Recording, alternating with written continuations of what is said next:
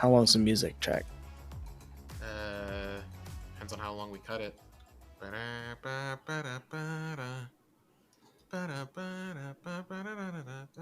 then trail in.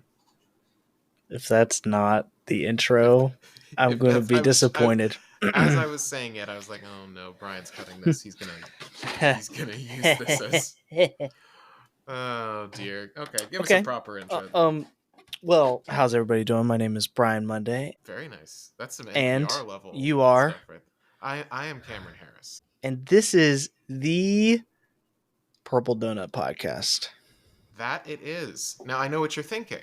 What is the Purple Donut Podcast? I thought I was subscribed to and listening to Follow Focus, the premier podcast for video and media production discussion between two random dudes. Well, you were listening to that. No longer. It's dead. It is dead and has been reborn as the Purple Donut Podcast because we started Follow Focus before we started Purple Donut together. Yeah, Purple Donut was not even a figment of our imagination when Follow Focus started. We literally had the conversation of, hey, we should work together after we recorded the first episode of Follow Focus. So it's been a crazy, well, not even year since we started that. But I'd have to look back and see the official date that we met because it was around this time. It was like early to mid-January. I think it was very early January. It was like the first Chamber of Commerce event of the year. Yeah, you keep looking that up. I'll entertain the people. Please do. So, as Cameron said, the Follow Focus podcast is no more for good reasons because, our last episode was in July, I think, or something like that. It was a long time ago. Like that. Yeah, it was a long time ago. And we didn't forget about it. We talked about it like every time we met together, saying, when are we going to do the next episode? We're like, how about Tuesday? And then Tuesday would come and we'd be down in DC shooting something. So yeah, we've just been too darn busy, which is great. We are great. Happy to have that problem, but we really want to make sure that we can keep this up because we have a blast doing this. This is us talking to each other. Like, we would be doing this anyway. We might as well record it and get some content out of it, and then hopefully provide some entertainment and education to you guys. That being said, Follow Focus being its own brand didn't really make sense now that we have a brand together. So that's why the name changed to Purple Donut Podcast. And then we're going to be kind of restructuring it a little bit. We're going to be we are going to give you guys 2 episodes a month on the 2 episodes a month starting at the moment you are listening to this, which will be the first Monday of January. So first Monday every month is going to be the main Purple Donut Podcast, where we're going to be talking about what's going on with us in the business, what we're working on, what our plans are. You really kind of get, an inside look at what's going on in our heads. And which is kind of scary sometimes. Yours especially. Ooh, I've been in there. It's a scary place. I mean, the people know. If they've listened to the old school stuff, the classic stuff, they know. Oh, the intro alone of this episode, the chaos of this intro should show you that not much has changed. Besides the name. That said, you will also then expect on the 3rd Monday of every month, you will be expecting a special episode of the podcast that we're calling Office Hours. This is going to be more educational, more tutorial almost. We're going to take a specific topic or a thing that we have figured out over the course of us running our creative agency, and we're going to break it down for you guys. We really want to pay it forward because we've learned a lot from YouTube channels and podcasts and different creators who have been kind enough to share their knowledge with the world. We want to do the same, and whatever we can add to the hive mind of the internet, the better. That's our intention, at least. So look out for that, the Purple Donut Podcast, and then the Purple Donut Office Hours, 2 episodes every month. Looking forward to it. This month is going to be really exciting because we're going to be talking about, on the next Office Hours podcast, we're going to be talking about our latest ad that we produced for ourselves and how we strategized that, how we shot it, how we produced it, and how we figured out where that was going to run. That can be a really big thing, whether you are an agency making ads for other people, or if you're like us, you're producing your own ad and you want to get it out there.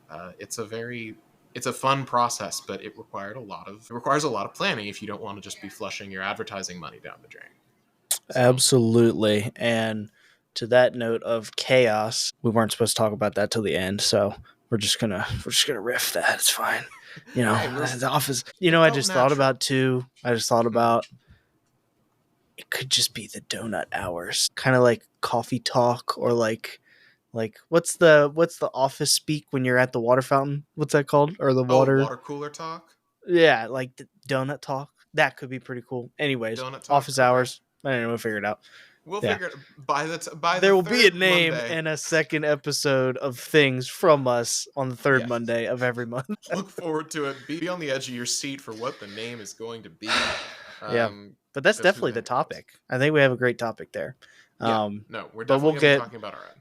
We'll get more into the nitty gritty of that in our office hours, donut talk podcast episode later. But another thing we thought about with the relaunch of the podcast was a better structure for things, right? So just like you said, this is like encapsulating everything you've said, and me just saying it again, just in case I didn't hear it. Purple Donut Podcast is more going to be kind of into our lives and overcasting business and like personal stuff. And then third Monday podcast is going to be more nitty gritty, like, you know, like work specific stuff, like cool ideas and tips and tricks and all that kind of stuff that we can use for multiple platforms and social medias and all that good stuff. So there might be video components. You'll probably see stuff on both Apple Podcasts and Spotify and TikTok, Instagram, all of these places. Yeah, that's actually, thanks for reminding me. I'm writing that down. Yeah. You're a big pen and paper guy. Yeah.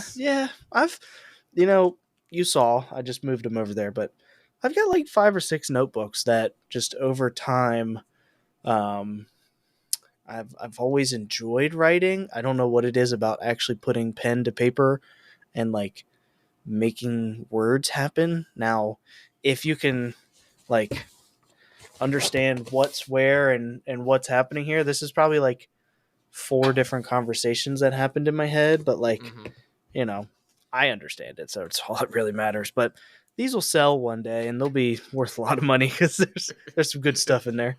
Unfortunately, it's all written in your own like personal code. Yep. My code, my structure, my handwriting. All of which to say, no one can read them but you. Yeah, it's just me. Cool. So that's like the gist. We're back. We're here.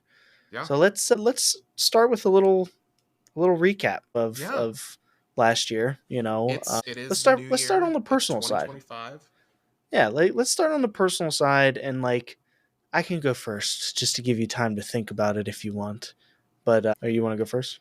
You didn't object. Hold on. Your connection, I think, really, really broke up. So, first off, I moved, and now I live in the woods, and I have Starlink as my internet provider. And they do so wonderful other than uploading a podcast live, Yeah, I think with Starlink, they basically do really well until, like, there's like a half second where something gets in the way of the satellite or the wind blows the wrong direction, and then your internet just cuts out. Only for like 5 seconds, but it's Yeah,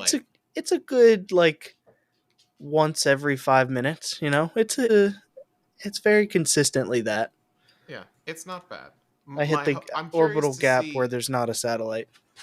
Yeah, I'm curious to see what this looks like in the final recording, because in theory all this is being recorded locally, so it's probably just a problem that I will see and not the lovely viewers and listeners. But we'll see. Just you. Anyways, I moved up into the woods. It's been a nice little transition for everything, right? That's kind of an update, not a recap. So we'll go back through 2024. What a wonderful year to start off. I think it was very successful on all personal business, all of the relationships, all of that went pretty well. There was not a lot of drama last year.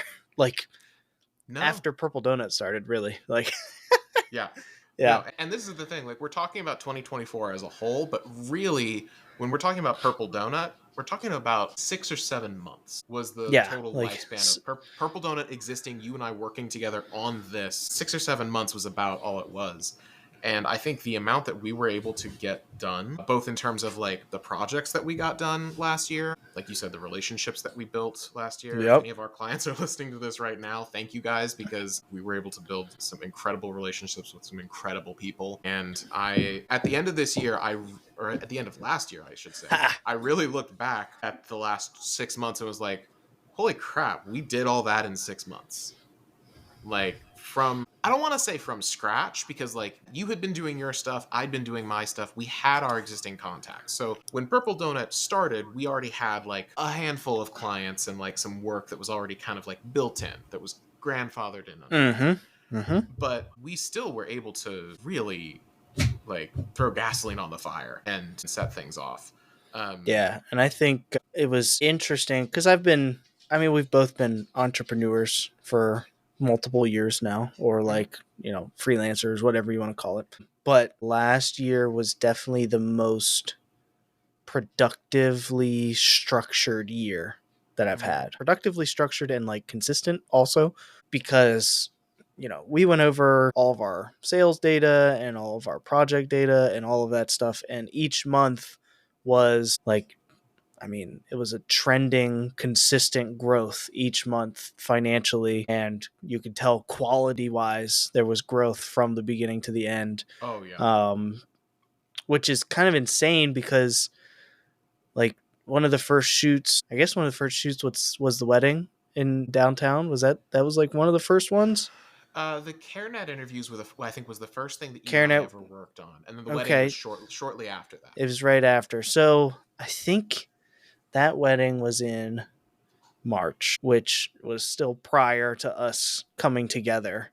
But seeing what we did for, the folks at CareNet and doing their interview style stuff, to our last production of the year being our advertisement, right? There's some, like, that's insane. Like, it's insane to see the difference. Now, we also did invest in lights and invested in camera gear and invested in, our professional selves, like, doing the dang thing basically. And that has helped a lot. But seeing where we were there doing those interviews to the freaking movie screen ad that we put together, like, and we watched it yesterday, and I think it looked better than I could even have fathomed, like, Absolutely on the big agreed. screen. Like, it had a place there. Yeah. So that was pretty cool. And to make it clear, this is an ad, because I don't think we've like specifically said where this is going. This is airing in a local movie theater called Warehouse Cinemas, which is a wonderful chain. If you're in the DMV area, Warehouse Cinemas is where it's at. Yep, they do it right. That's for sure. Yeah. It's a lovely, lovely place. And all of their pre-roll ads, before you get to the trailers, it's all local businesses who are submitting like 15 or 30-second videos, or sometimes it's like just like a PowerPoint slide kind of a thing. It's just a static. But there's a decent number of videos, and we're able to be one of those. Started airing literally yesterday as we're recording this, so it's brand new. But yeah, we were able to see that, and it looks at home. Like, seeing it on a 60-foot screen, it looked at home up there. And like, the work that we did when we first started working together, as we were doing that work, I was very proud of it. Still am, absolutely. 100%. Yeah. But like, I think part of it has been us finding our look and our creative style, and figuring out what exactly we needed to do to invest in to make that happen. Yeah. Because like, we both had similar rigs going into Purple Donut. Those rigs, very little of that original equipment is still being used at this point. Like, we've upgraded just about everything, from the camera bodies to the lenses to the audio equipment to the lighting. Yep. But like, stands. Oh gosh, we should do a whole like office hours on just stands. We will. Yeah, the stands well, first off, tangent on the stands, right? We started using the C stands more. And originally, when I told you I got these C stands, I told you that I bought them for like $130 off of eBay. And I was like, and it was a set of two, and we got them. And I got them, and I set it up in my front yard of my house, my previous house. And it's a 12-foot tall stand. Like, it extends to like 10, 12 feet or whatever. And we just started really using those a lot, and they're insane. Like they have been such a helping hand to in versatile pieces of equipment. And we finally invested in real light stands that are like in like industrial grade, like super tall. Like there's the small things we even upgraded. Like not it's not just your your storage or your memory or your cameras or your lenses. Like when we did that, I feel like that was even another bigger step into upgrading our production value. Oh yeah. And I think we were able to identify those pain points because we had so many shoots this year. Yeah. Oh Because yeah. like every time we went out into the field or into a studio or into someone else's, a client's environment, I feel like we walked away with like, okay, here's what we could have done better, or here's a pain point that we had. Whether that was like that could be something really tiny, like, hey, we need a slightly longer, like we need a 9-inch SDI cable for this monitor instead of a 6-inch. Because we wanted to be able to turn the monitor a specific way. Even something as little as that. That's stuff that like we've really been able to hone and figure out what we needed to prioritize and invest in because we went on so many shoots. I don't know what the number is, but dozens upon dozens of shoots. Yeah. And like I said, that's over the course of about 6 or 7 months, and that's everything from we did a ton of weddings, which was that's been more your background. That was kind of a newer thing to me. I had done a couple, but I did more weddings this year than I had done in all of my years previously combined. We've done interview setup stuff. We've done event coverage. We've done scripted like commercial work. Yeah. And like everything has its own little space and its own needs. And I feel like we've really, when we did our ad, like you said, that was the last production we did this year, and it was over the course of multiple shoot days because we had some of it was set up over here, some of it was set up over there. We had like 4-5 different locations, something like that. um, and every one of them was in a very different environment with a very different goal. But every time we walked into that, we knew exactly what we were looking for, and we knew exactly how to like set it up to make it happen. You especially, because like you're the camera guy, I'm the post guy. Like we share back and forth, but you are very much you're the DP, and it's been so cool to like feel like we've got the stuff that all we got to do is point you towards a set, and you can immediately figure out, oh, let's do this, let's do This that. is what we need. Yeah.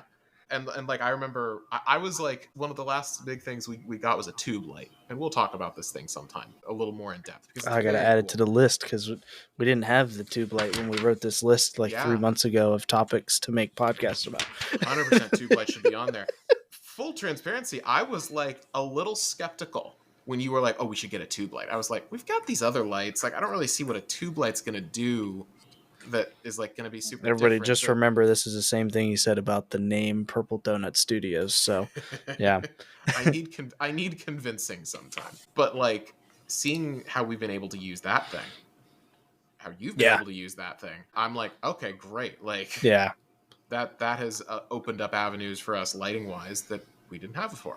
And that's what all new equipment should be. It should either be allowing you to do something you couldn't do before, or it should be making it way easier for you to do what you're already doing. Yep. Absolutely. So recapping again, since we're on that topic, we had a lot of shoots. I feel like we did really well. We struggled when we got together and did our year review. We struggled. I won't say a lot because we came up with like 2 or 3 things, but we struggled with saying like, this is what we need to improve on. Mm-hmm.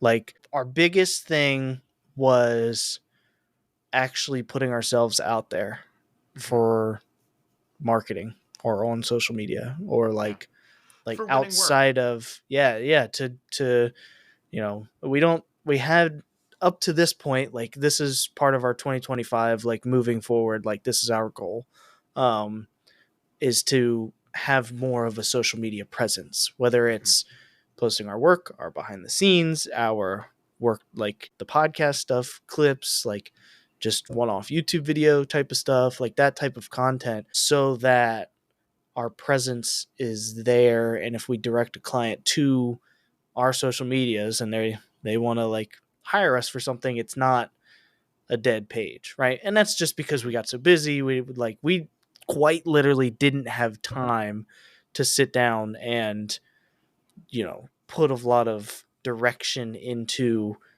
our own social media presence, Yeah, because we wanted to do it right. And yeah, not just be like randomly posting stuff every now and then. So like it's one of those things of like physician heal thyself. The first thing to go by the wayside when we got busy, like we're gonna prioritize our client work over ourselves every time.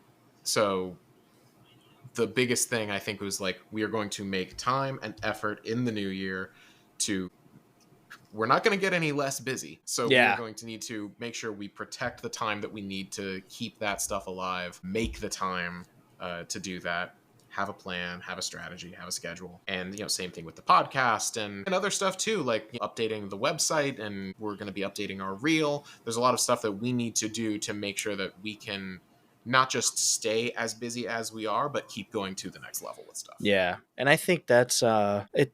I think I've told you about The Lid, right? There's read a book or heard a story a long time, like a couple of years ago, and every business owner, every business hits their ceiling, hits their lid. Like, what is going to be the next thing to get you to break through to the next level? Mm-hmm. And that's what we've kind of conversed about. Like, this is what it is. Like, our next level is having that social media presence so that we have enough work to bring people on. We have enough work to get our own studio space, like, which already is relevant. It's not like a futuristic, like way down the road, like, yes, we would love to do this. Like, all of that stuff is possible right now. Yeah, wheels are turning without us doing that. Like, yeah, wheels are turning on that as we speak. Like, it's very early days, but like we're already starting to bring in some really great people and work with them as contractors. I'm really looking forward to doing more and more of that this year. Yep. It's been really great to find these people. Because like as someone who's been in the industry for a long time, it's always a challenge to find people who you like, mesh well with from a personality standpoint, but B, people who you trust enough. Not that you think they're going to be malicious or something like that, but trust that they have the skill set that you need and that you expect, that I can, we can say, hey, we need you to go shoot something for a client. And we know that it's not going to suffer in terms of quality because we're not there.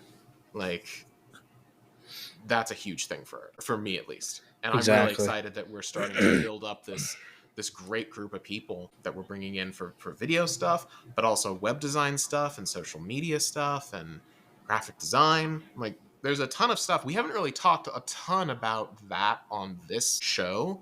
That's very true. Because you and I are both video guys. That's really our big focus. Like, something that happened last year was we started doing a lot of website work. And frankly, it was not a service we were really pushing. No. We would get inquiries. Our website's really good, and like, we've had it done up really well. So that is also a testament to why this is happening, but we've gotten a ton of just inquiries through our website that were like, hey, we need web design, like, help us out. I think there was three or four that just came through the website, and they were like, hey, like, oh, that including Purple Cow, like that's not website, but just come through the website and they're like, hey, we need this, like, can you help us? And we've landed them. Yeah. Like, that's 3 or 4. I think it might even be closer to 5 or 6. Yeah. That came from the website and became like actual active clients. Yeah. If you include, this wasn't just like, oh, we got a hit and then like, they ghosted us. They're gone. Yeah. Responded. There were plenty of those. Yeah. But yeah, like 5 or 6 hits that just literally kind of fell in our lap because people happened to Google us. I think that, we've talked a little bit. I think our last episode of Follow Focus, we were talking about the name Purple Donut. And one of the things we mentioned was that it's such a unique name. It really, I think, has helped us with our SEO for people finding us in ways that I don't think I could have anticipated before we actually put it out there and like kept it going. So with that being said, before we get too far off track, we were talking about things that Us off track? never. No. Things that we were looking at over the past year that we think we could improve on. Mm-hmm. Marketing ourselves and like going out and actively pursuing new clients, I think is the big thing. We're super active in networking events, and you know that's probably the biggest active thing that we did last year Yeah. was Chamber of Commerce events and things related to that networking and everything. And that's great. But I think we can be even more active in it. And the fact that we've got as much advertising out there as we do now, because we've got the Warehouse Cinemas ad plus two, actually three now, with the Conduit magazine from the Chamber of Commerce. Yep. Ads in 3 print publications locally. That's going to be really exciting to see. Those are already starting to pay off, but those are only a few months. Those campaigns are only a few months old. So, and there's so Yeah. much more we can do. And it's really cool. So we were talking to a potential client yesterday and recently, and they had mentioned, I think it was yesterday, days are split into two anymore, because it's like you have a morning and then an evening, and then it's like those are two separate days in our world, because we can get a lot done. Like, too, yeah. especially if I have to be like, oh, I've got to shoot at 6:30 in the morning. Yeah, that really splits your day into two. Yeah, 6:30 in the morning. You get back at 11, and then you have networking or meetings or whatever in the evening. It's like, okay, this is like 2 or 3 days of stiff. Anyways, we were talking to a client or potential client, and they were like, "Yeah, we saw you in this magazine. Like, we are a part of the magazine, but we saw you guys in it, and we were interested. Like, that's what interested us in your services." I was like, oh my God, it actually works. It is weird when that happens. You have been the receiver of those types of conversations through another magazine, the Kentlands one. Like, right. You have heard that many of times. I hadn't heard that yet. So to me, I'm like I know we're getting leads from the magazines and advertising and all that. But when I heard that, I was like, dang, that's actually pretty cool. Like, I didn't, these things are actually, they're actually real. Yeah. And then eventually we're going to start hearing stuff like, hey, I saw your ad at Warehouse. And yeah, I saw you on the big screen. Like, help me out. Like, yeah. Yeah. So, yeah, that's it's been a really cool. That was a really cool moment. If I was to, gauge if anything was worth it. They haven't paid us anything yet. They haven't signed anything yet. But I think that was cool to hear. You know. And again, for a campaign that is months old. Yeah, exactly. Yeah, there's so much more potential with all these campaigns, and we say this to our clients, but it's worth reiterating. It's a campaign. It's not a one and done. Like, we're not going to be airing in Warehouse Cinemas for 1 month and then not do it again. It's continuous. So it takes time to let it build up, and I think we're going to really start seeing the effects of that snowball this year. And then adding in our other stuff of the other things that you and I can be doing of like reaching out to potential clients and tracking them down rather than just waiting for them to stumble upon us. I'm really excited to see what we can do with that. The other big thing that we talked about, so it's funny, in terms of the things that I don't want to say we didn't do them well, but things that we could have improved on after last year. I don't think either of us for even a second thought, oh, we could be making better work. I don't think that's like, no, could we be making better work? We're always improving, but like I feel so proud and happy of where we are in terms of the quality of the product that we're able to put out there. It's more about finding the opportunities for us to really put what we have in terms of our capabilities to the test. Yeah. I thought it was on a note of that, like the English with a Purpose shoot. You weren't even there. You know what I mean? Yeah.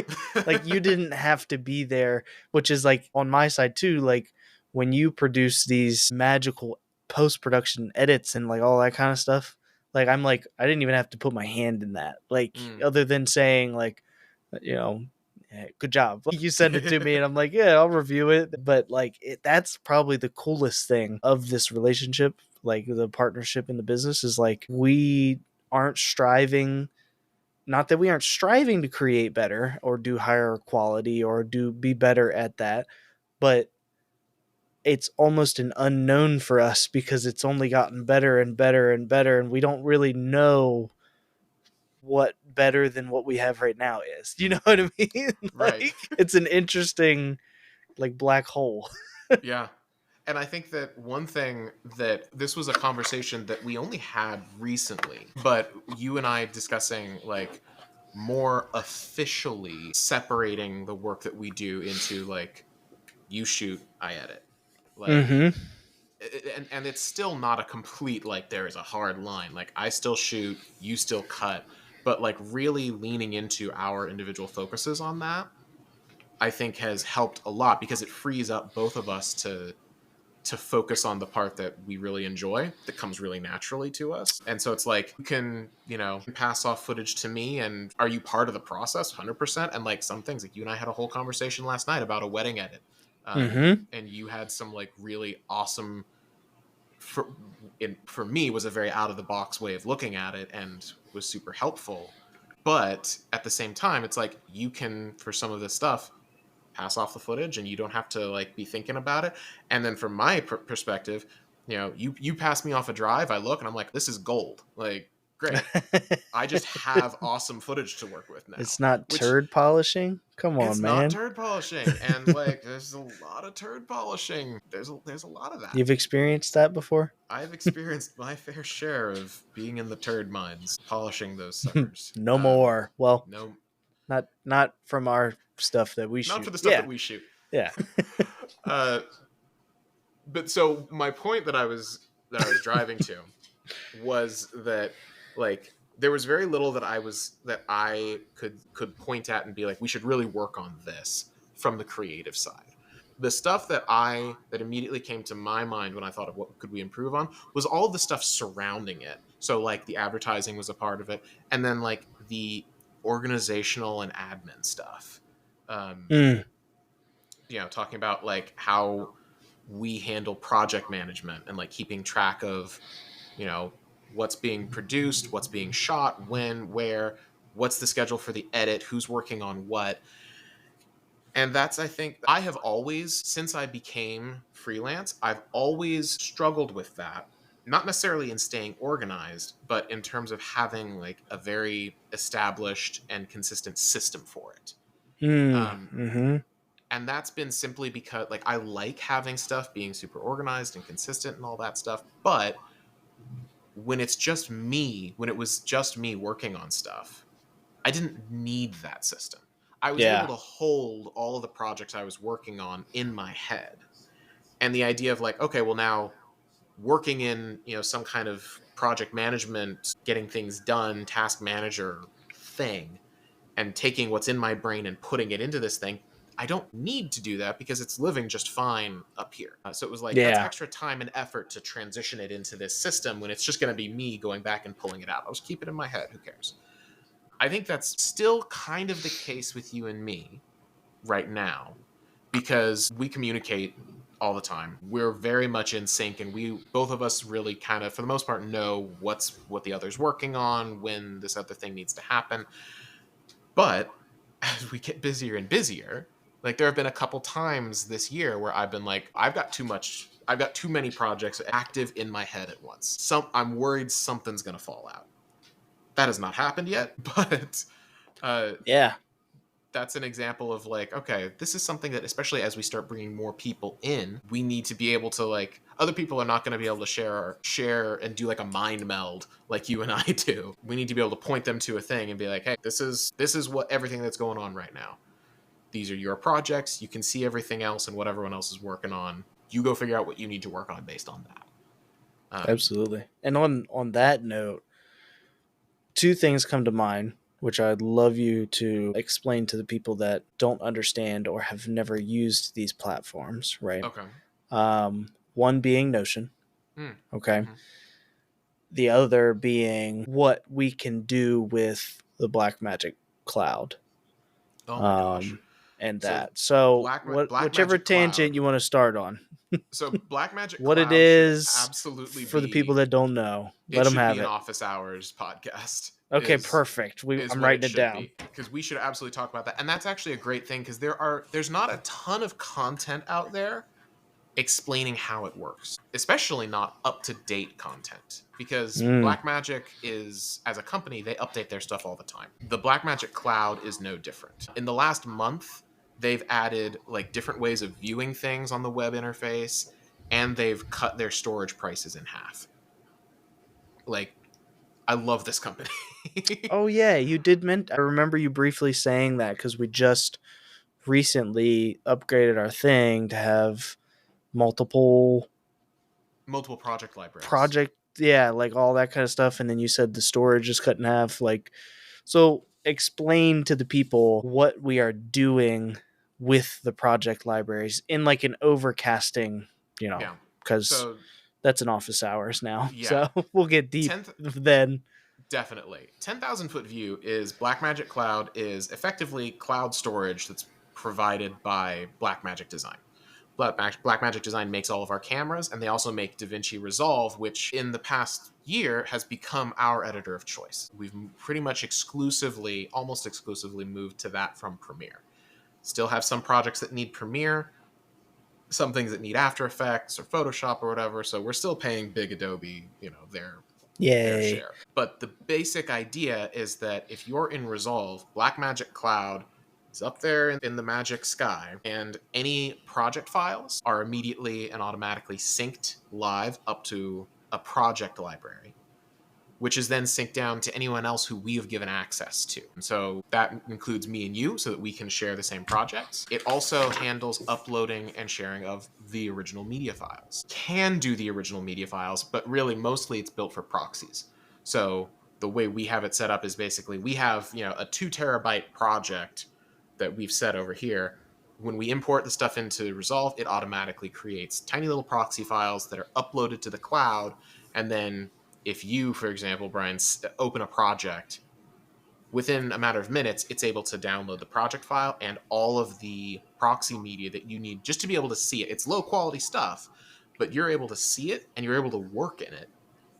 And like, as long as you can look past the artifacting and the low res stuff, it's like you're working on the same project that I am. We can even be in the same project at once.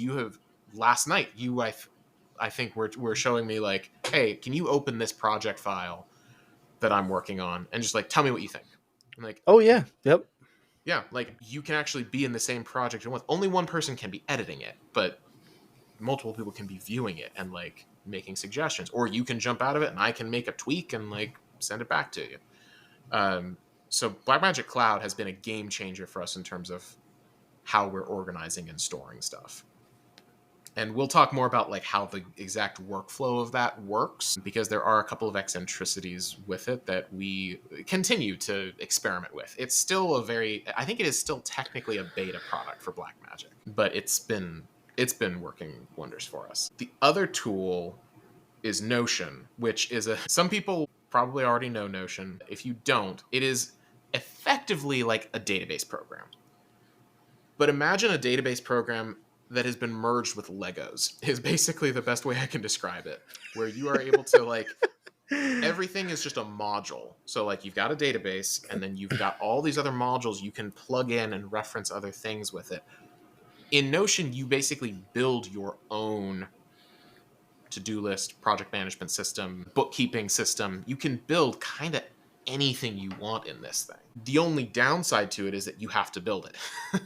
They have like templates you can use, and there are a lot of really good ones. They just launched an official like template store where creators can add their templates and you can download them or buy them or whatever. But I think the real benefit of Notion for people like us, especially if you are of a more creative dissuasion, is you get to build a system that works the way you think it should. I've used a lot of project management things over the years. In my time at Discovery, we used things like Asana, we used Trello, I've used Hive, I've used a bunch of different ones, Monday.com, Basecamp, all kinds of things. And they all had things that I liked about them and things I didn't like about them. And there was never one that I was like, yes, this is good. It. This thinks the way I think, or this works the way I think. With Notion, you can build it to think or to work the way that you think it should work. I think that the potential for us, and I say potential because we haven't really done this yet, is we can build systems like project management systems, financial systems, scripting, and all kinds of crazy stuff, scheduling. We can build it out in ways that make sense for both you and me. Because you and I have different ways that we visualize things and process things and think about things. So I think that because we can really customize this thing, we can make it work for us. Because the biggest thing is it needs to be easy for us to work in. Because if it's not easy for us to work in, we're just not going to do stuff in it. Exactly. Yeah. And I think to the point of what you said earlier, we need to create systems for the growth that we're going to have with having other potential people being able to have their hands in things and on things. That's Notion is a tool that I feel like you have a pretty good grip on. I have a good grip on. It's like purpose, Mm-hmm. but using it, I have not optimally used it the way it should be used and the way that we have structure, because we have a pretty good system within there and structure within there, and what this is, what that is, what this is, and you've done a great job basically taking that role and making that stuff happen. But you're 100% correct.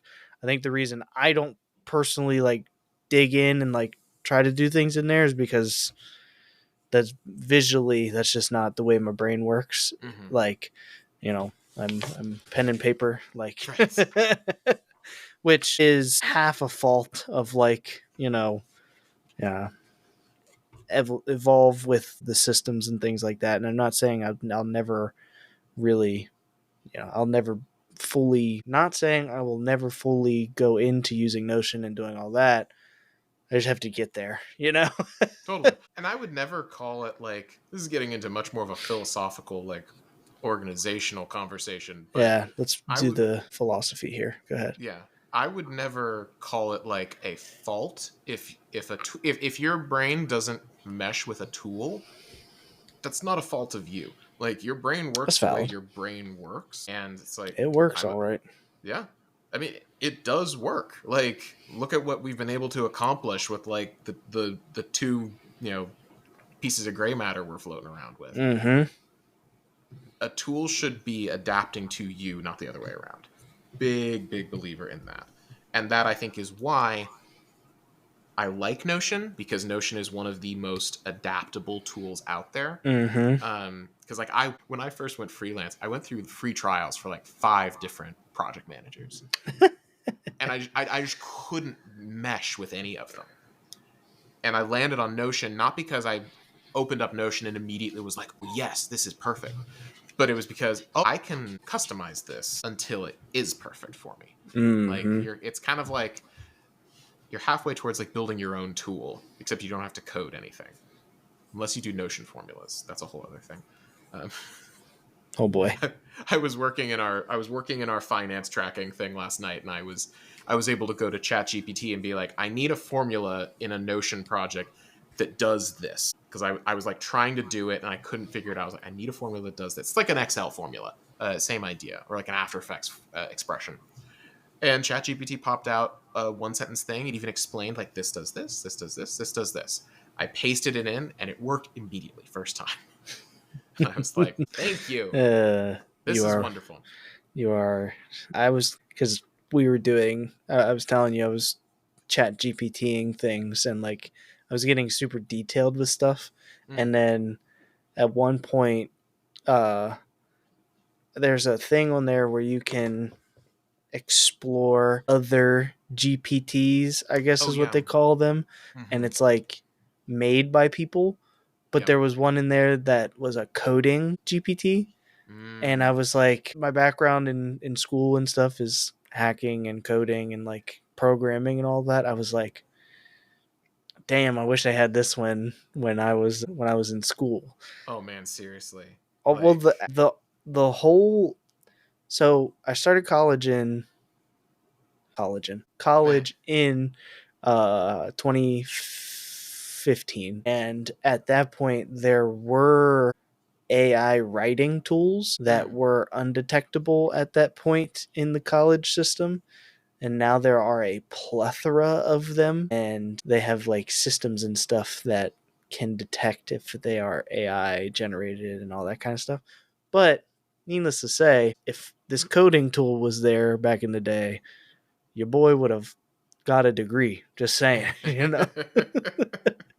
Or at least ChatGPT would have gotten a degree and you would have accepted on its behalf. I would have accepted on its behalf, yes. Yeah. I mean, it's insane how good ChatGPT has gotten for stuff like that. I used it in its very early days. I actually used it to write some After Effects expressions.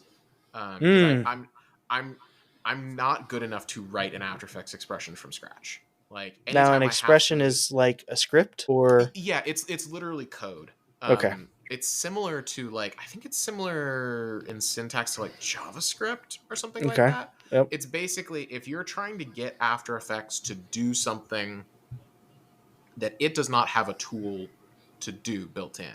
Interesting. Okay. You can do that. So like a big example of something that I used it for a lot, especially when I was doing corporate video, I would build After Effects templates for things like lower thirds. And so imagine you got a lower third, you got a piece of text with someone's name, and you've got a box around it, right? Mm. And the box is like a solid background. Maybe it's got rounded corners or whatever. You could make it so that this After Effects thing was a template. So you could, instead of having to like recreate a new thing for every time you had a different name for someone, making fresh composite in After Effects, you could make one that was a template, import it into Premiere as a template, and you'd have a text box of like, okay, all you want to change is this person's name, type in the name, and it updates that layer, right? That's so that was a built-in feature. So that's all great. But what if you want that box that's behind the person's name to expand with the name? So if the name is like Bob, the box is short enough that it like just wraps around Bob and it's not this whole big long thing. If someone's name is Bobathew Hendricks, it extends out to fit that name perfectly. You want that to happen automatically because you can't like port that control into Premiere as a template. So what you would do is you would write an After Effects expression. So you would basically tie like the X scale of this box. You would tie the X scale of this box to the size of the text layer. And you would say, whatever the text layer is, make this box the same, plus like an extra little bit for the padding. And then adjust the center point so that it like matches it and stuff like that. What a nerd. Is anybody asleep yet? Oh, sorry. I hope so. But it is mind melting to set up. Yeah, I can imagine. Like I probably set up like over a dozen templates with that expression to set it up. I saved myself hundreds of hours over the years, probably. I could not tell you a single, you know what I can tell you what step one of writing that expression in After Effects is. It's go Google that expression. That's find funny. A tutorial, copy and paste it in, and that's it. So that to say, ChatGPT is amazing for that stuff. Because it's like, if I'm in After Effects, I'm doing it because I'm a compositing, maybe visual effects guy. I'm not here to write code. Yeah. My brain does not work that way. I don't want to learn how to write After Effects expressions. I would much rather be able to focus on like, this is what I think it should look like. And ChatGPT was pretty good. Back in the day, in the early days when they were still like ChatGPT 3, I think is what they were using. It was pretty good. I would copy and paste an After Effects expression in, and it would like almost work. But like After Effects would pop up an error of like, oh, this is an undefined value or something like that. Yeah. And I would go back and I would tell ChatGPT like, After Effects is saying it's an undefined value, and it'd be like, yes, okay, I see what the problem is. Try this expression instead. And I would go in, and then sometimes I would have to tweak it a little bit and all that. Now I did the same thing the other day. It got it first try, and it like also explained to me like, this is what this does, this is what that does. It was showing its work, and also like teaching me your in work a way for that I full was like, credit. yeah, and it was also teaching me in a way that like, if I wanted to, I could look at it and be like, okay, I can actually understand why this is written the way it is. That to say, I think one of my personal things for the new year is I want to lean on ChatGPT for stuff like that more. I think that I'm not a fan of like AI generated slop. There's a lot of that, and that's not my goal. My goal is not for us to turn into, a creative agency that just uses ChatGPT for everything. but it is a work smarter, not harder kind of a thing. Yeah. And it's like, okay, here, I'm copying and pasting like a massive, like, 3-paragraph document in here. Generate a shot list from this for me and like format it as a checklist. I've Yeah. done that. It And works great. that is one thing that has been repeated multiple times to us throughout the year as we've been MIA from the medias that are social, is people asking us if we're worried about AI and like AI tools and like all of that, like as a creative agency. And I am super like for I'm super for the advancements of all that stuff. Like, there are tools, I can't remember the name of it right now, but there are tools out there where you can get like some very good quality like drone footage of a forest. Like, there are tools that can do that very, very, very well. Yeah. I think But OpenAI's Sora is I one of think them. Sora, yeah, that I was gonna say that, but I There's a remember bunch if I of them. was. I think Sora is like the newest one that they just Yeah, released, and it's like it's starting to look. It's not looking as much like Nightmare Fuel. yeah. I mean, when we first were making Follow Focus podcasts, Mm-hmm. that was one of our topics was, or not even a topic. We just got on that topic of like, everything that has fingers just doesn't make sense. Like it Yeah. can't count to 5 fingers for some reason, or Yep. you know, they don't have eyebrows, or like it's just morphing into some sort of creature that looks like it should be at the bottom of the sea when it's supposed to be a person. Or even in the time span of less than a year, it's come a long way. I personally don't ever see it replacing what we do, but I think it does a great job aiding in what we do. Right. Yeah. The phrase that I've heard that I really like is your job is not going to get replaced by AI, but you are not going to get replaced by AI. You're going to get replaced by someone who uses AI. Mm. It's like it can be a, Steve Jobs he called the computer a bicycle for the mind. Whereas like humans by default, humans are like the slowest land mammal, like the most inefficient walkers. But if you give a human a bicycle, they become the most efficient walking, moving people. And I think he was like, a computer is doing that for your mind. I think an AI is doing that, but for productivity, or at least it has the potential to. Also has the Yeah. potential to like, generate some real nightmare fuel and, deep fake a whole bunch of news and make people believe things that aren't true. Like I think it is as dangerous as it is exciting and potentially useful. Yeah. Um, I agree.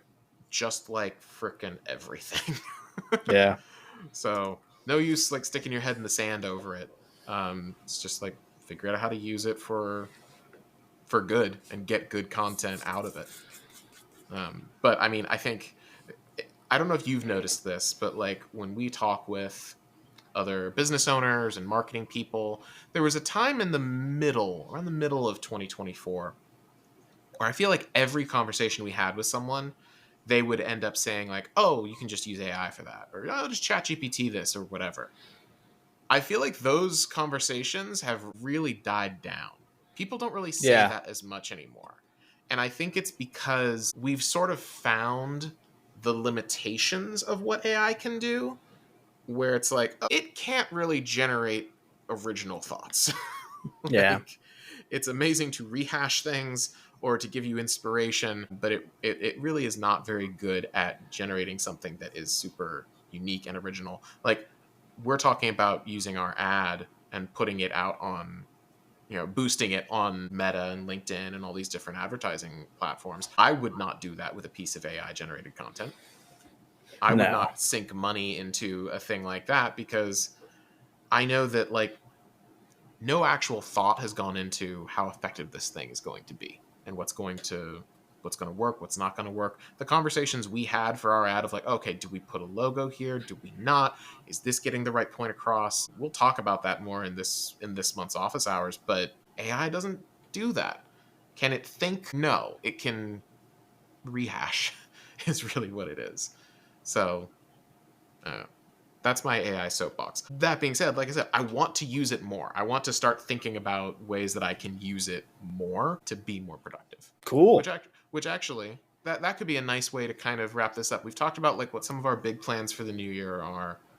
What are some of your, like, we've talked about advertising and getting out there more and, you know, going out and actively seeking out new work more, being more active on social media.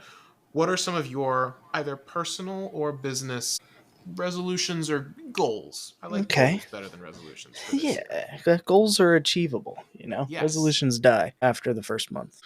Only good resolution is 12K. That's valid. Thank you. Yeah. Hopefully other people understand that. If they're listening to this show, they probably do. If you don't, if it's your mom, she's probably like, I don't know. We love you. If you don't get that, I'm so sorry. Half of what you just listened to was probably absolutely You don't know what we're talking garbage. about. It's fine. Yeah. So I'll do a tangent of each. I don't think I've fully sat down and thought of like very fine detailed goals personally, at least. But definitely hitting the gym more. Like that's a real thing. Like as you know, I'm an ex-athlete, you know, and I've recently been feeling like, because I used to play at a high level, all sports and doing all things and lifting a lot and doing all that. Like I think I'm at a point of an athlete's career where they're like wishing they were doing something because their muscles aren't working the way they used to. So like if you haven't been seeing me stand up these past couple times, like to let the dog out or whatever while we were talking earlier, I got a little limp. Like my Achilles and my left leg is like feeling a little tight. So it's making me think like, okay, it's time for me to go back to like doing something a little more intense, like in the fitness world. So that's a journey. I don't really have a goal with it. I think it's just like the action of it. Yeah. Like, because I mean, I feel like I'm still strong. I feel like I'm not a fat lard. Like, you know, I don't need to focus on those things. It's more of just like being consistent and doing it. So finding that goal will come within it, like the more obtainable thing, but just doing it. On the professional business side of things, we've talked about goals and monetary goals and all that kind of stuff, but I would like to get on the side of like getting a team of people would be really cool. You know, we talked about what aspects of the business they could fill their roles, but hitting a base of clientele that want creative and high quality content, like that's kind of like an overcasting goal. I don't have quantifiable for that one, but I would just like more of that. Yeah. Because I feel like that's where we work best and I work best, of like, you know, actually utilizing whatever happens up here, like for creative and for actually shooting and like all of that stuff. So, because we did it a couple times this year, like there was a couple big clients that we had that were we didn't create any of the creative part of it or scripting or any of that, but we did really creative stuff and had a voice within it, and that was really fun. Yeah. And then creating our advertisement was super fun. And doing the advertisements for Tortacos, really fun. Like, you know, if I could do more of that, even if it's just personal stuff and like, you know, we just create stuff just to create, which is a goal of mine. That's another one. That's where I kind of land.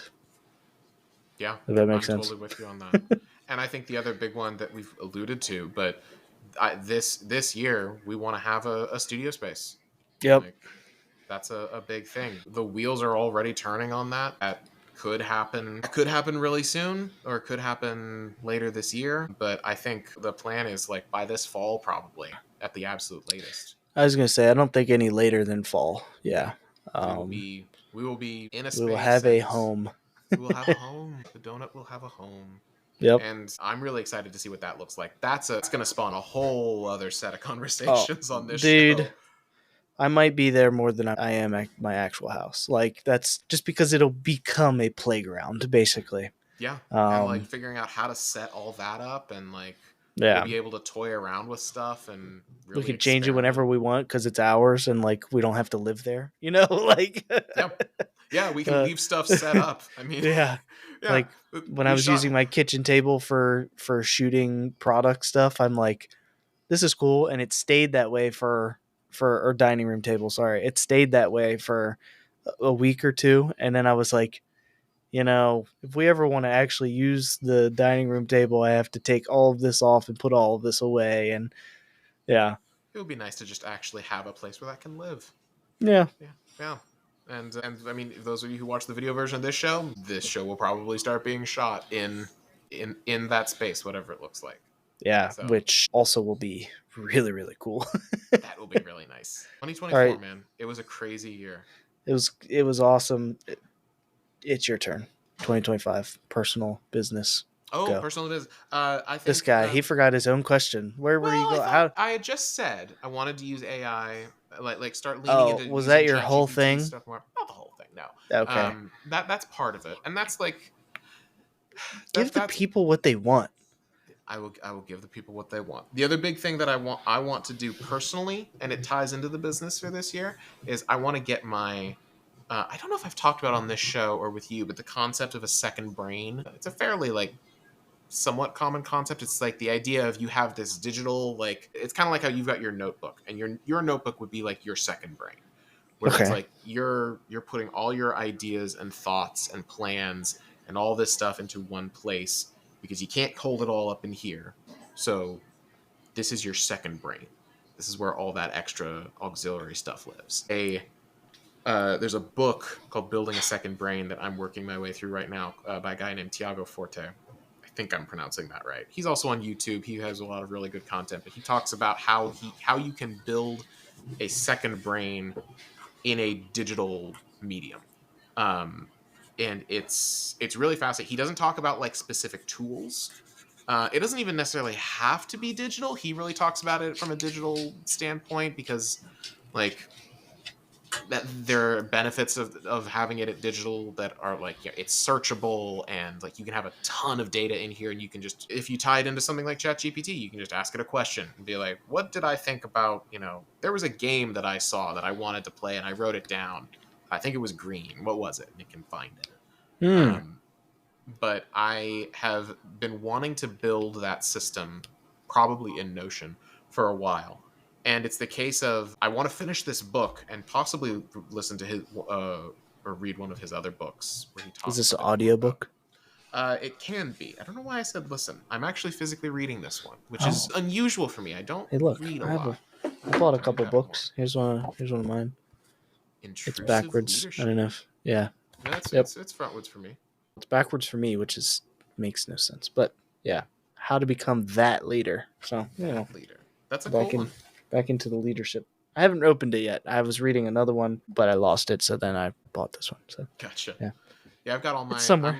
All my physical reading is done on a Kindle nowadays, and I dusted it off. I want to do more physical reading. I do a lot of audiobook reading. If we're driving somewhere, a lot of audiobooks, but I want to do more physical reading. And this Second Brain book, I think, is a really good one for that. So I want to finish that book, maybe read his other one, and then I'll feel like I have enough ideas of how this system could benefit me to then build it out. Because I just have these massive folders and vaults. Why are you eating mashed potatoes? That's ice cream. Oh, that's ice cream. Never mind. That's better. Yeah, dude. Sorry. I just looked over and you're just you're holding it out towards me. That was interesting. So yeah, I want to get that set up, and I want to be able to feel like I have all of my knowledge that I can't fit in my head is in a place that I can actually do something with it. That's the big idea. Is he doesn't want you. He's not talking about this system in terms of just a massive black hole that you shove stuff into and then you never see it again. It's about capturing information, organizing it, and then being able to act on it later. So interesting. That's a big thing. So 2 books our listeners and watchers have to read. The book I haven't read yet, Intrusive Leadership, and the book you're reading, Building a Second Brain. Okay. Those are our book recommendations. Yes. Yeah. And I can give you more down the road, just every episode I'll give you a book recommendation. That'll be a That would be segment. fun. That would be fun because eventually I'll run out of books if I don't keep reading. I got a few other ones back here. I used to read quite a bit, and then I don't know. I stopped commuting on the train mostly. I read for about a year in the car. You read for about a year straight. Yeah, that was about it. Actually, 5 years ago. Yeah, it's fine. Congrats. Well, cool. I think I wrote some stuff down, but I feel like we've done a pretty good job on our episode here. I mean, I would agree. Good first episode. We recapped back. Well. Yeah. Updated the people, told them about the office hours. I was going to ask you about your thoughts on the whole TikTok thing, but on the ban. On the ban, yeah. That's gonna be in 2 weeks. Like if it happens, like do we think it's actually going to happen? I don't know. Honestly, I'm like flip a coin at this point. I think if it does go away, if it does get banned, it's probably going to get banned for a short period of time because it seems like the incoming administration has signaled that they're probably going to try and rescue it somehow. But how long that would take because it was like banned by an act of Congress. It can only really be unbanned by an act of Congress, and so we'll see. There's been a lot of speculation about that. No, your short form content doesn't go anywhere, on a creative and social side, because you still have Reels, you still have YouTube Shorts. So that side of things isn't going anywhere. Yeah. Something will step in to fill the vacuum. Yeah. I think Instagram Reels seems to be like poised to take that over. A lot of like TikTok creators that I follow have been posting things of like, hey, in case this goes down, here's my Instagram account. Yeah.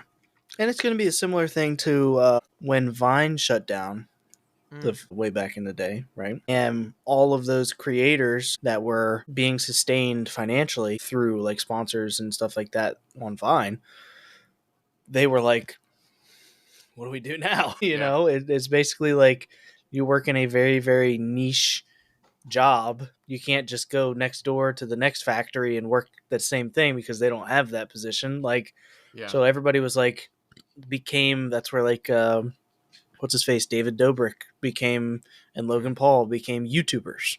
Right. And, how they've evolved, controversial. We love them. Right. But, like, it's the same thing here where something is going to be there, and they're already pretty established. Like Reels is pretty established and YouTube Shorts is pretty established. Yeah. But the only thing I feel like will be missing is your ability to have virality. Like TikTok is one of those things where their algorithm basically just vomits your content to other people.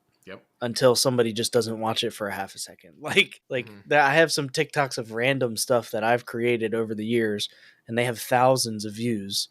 Yeah. And it's like, it was a drone shot of the beach. Woo. Like, YouTube has become such a like closed off and like we only show you stuff that you already like.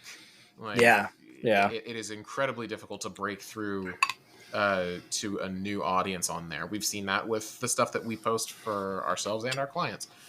YouTube is more of like a hosting platform unless you like really want to dig into it and be a quote unquote YouTuber. But something like TikTok and to a lesser degree Instagram is where you are like, you will get fresh eyes. You will get a new audience there.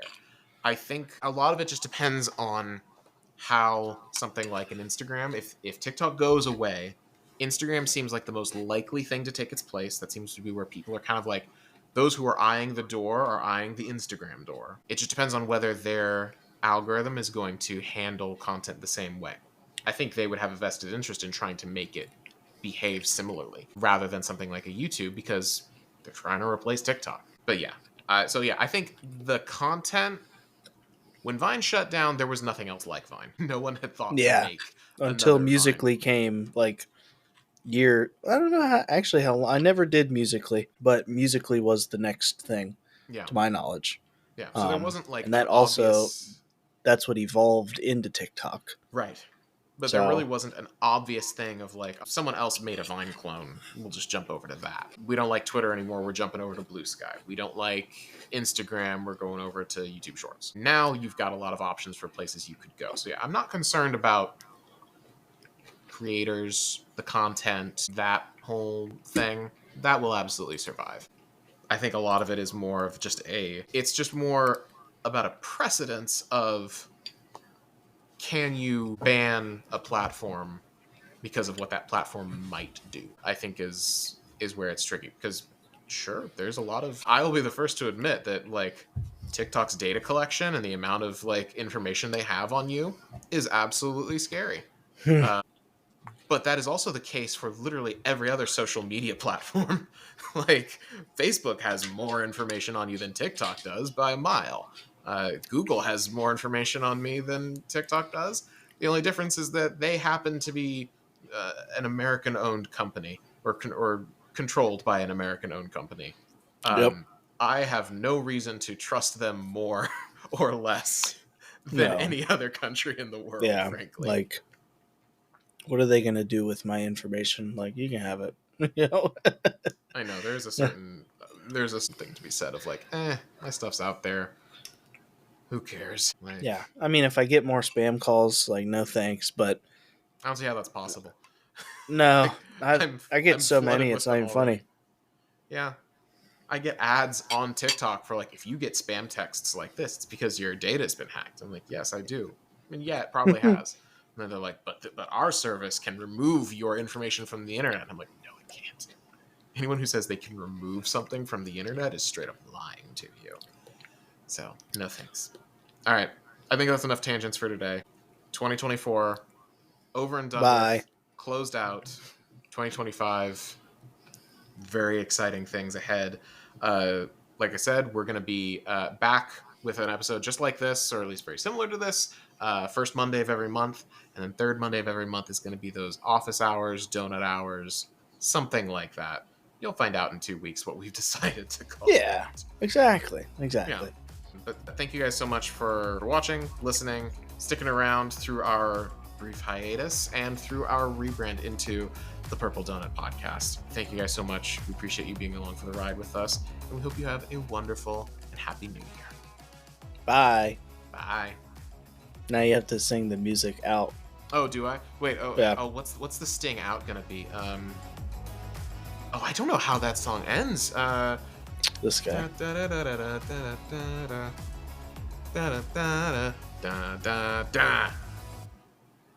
you go. That was it.